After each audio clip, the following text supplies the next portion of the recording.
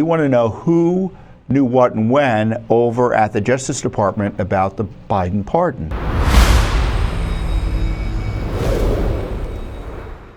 One of the big issues, as I said, out there that the left media doesn't want to talk about is the pardon scandal related to Joe Biden.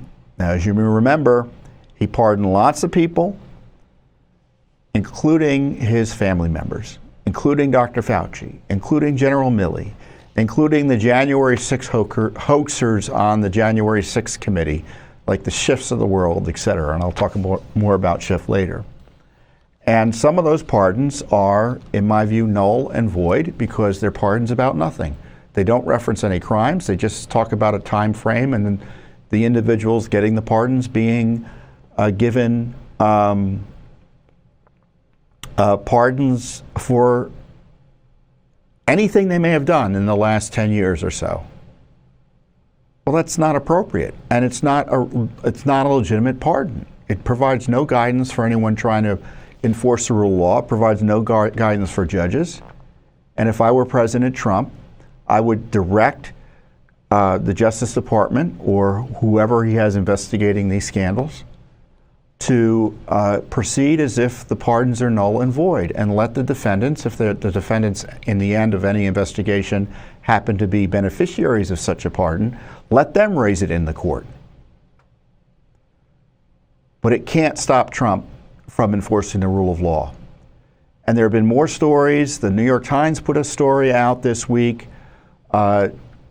trying to, essentially it was a leak from the Biden gang trying to get ahead of the confirmation, because you've heard about the Autopen scandal. The scandal uncovered by our friends at the Oversight Project found that Biden used his Autopen for a significant part of, for significant, let's put it this way, I think the only pardon they've confirmed or seemingly confirmed was signed by Joe himself was for his son Hunter.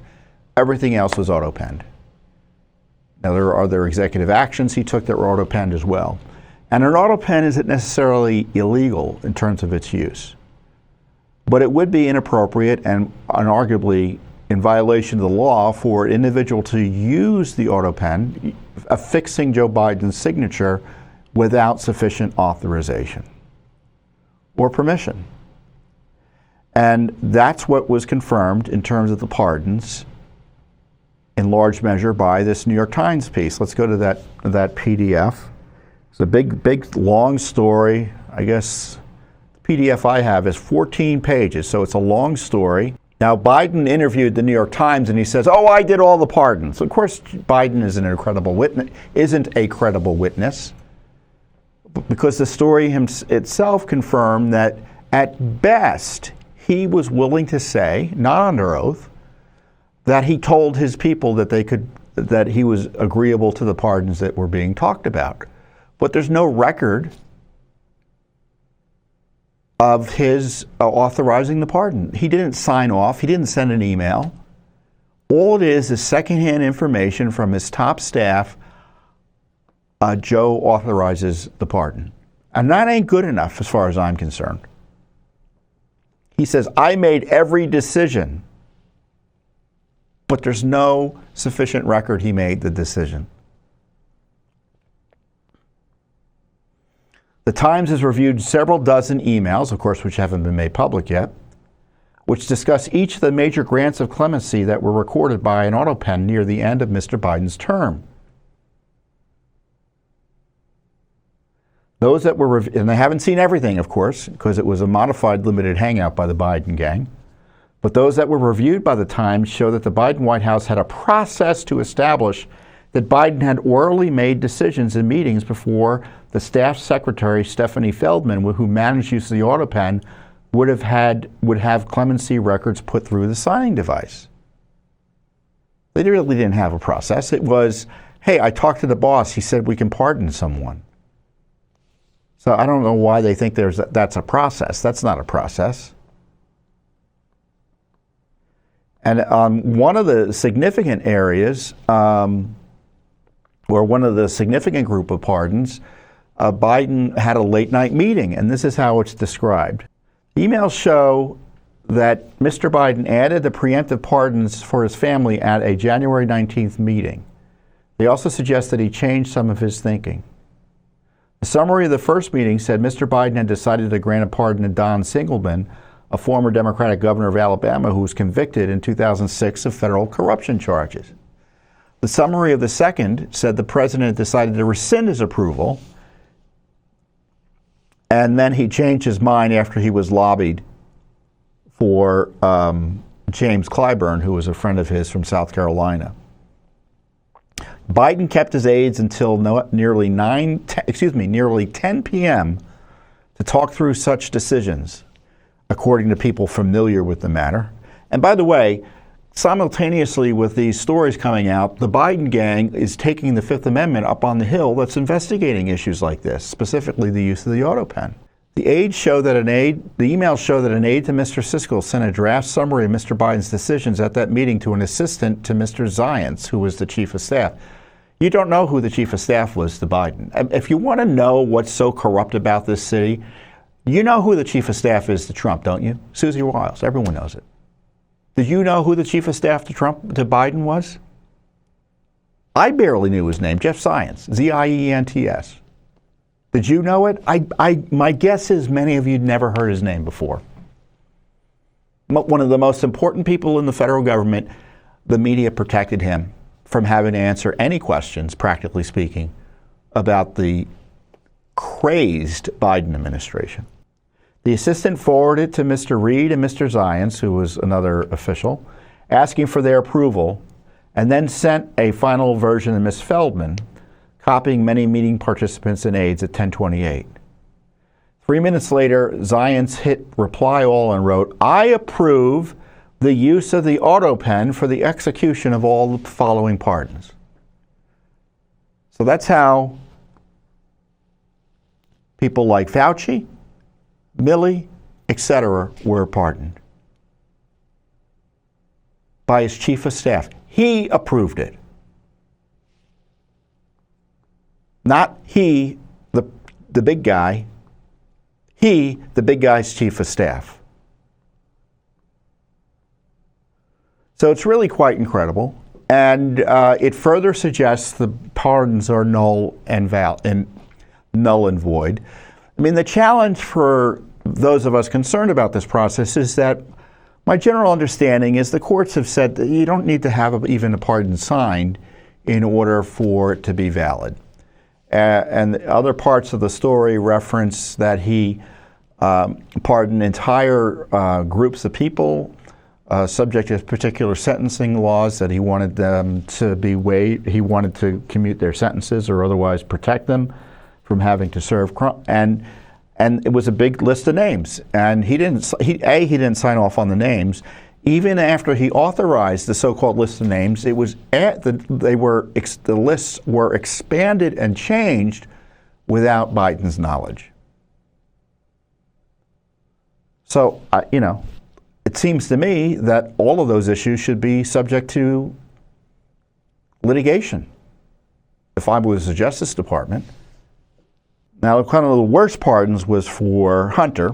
Hunter's pardon, in part, was okay because he was pardoned for specific crimes that he had been convicted of or pled guilty to. But he also had a part of the pardon that applied to anything else he may have done since, I think, 2004 or 14? 2014. And that's the part that's invalid. So Judicial Watch filed a lawsuit for the Hunter Biden pardon records from the Justice Department just the other day.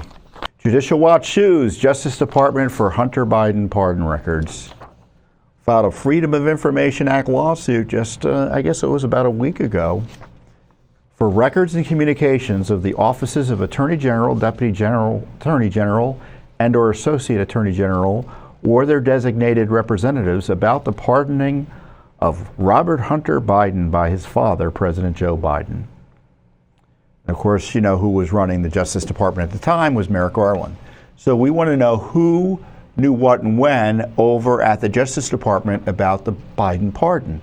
Now, typically you can't sue the White House under FOIA, so we have to try to get these records a separate way.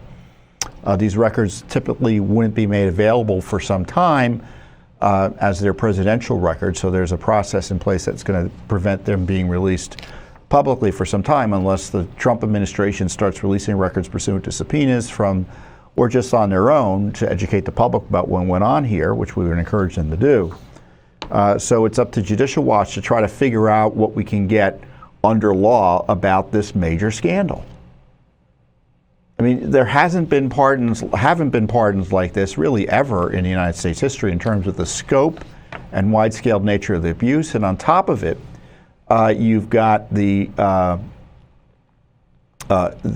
it's never happened before, legitimate questions about the authorization to make the pardons at all. Did Biden authorize the pardons?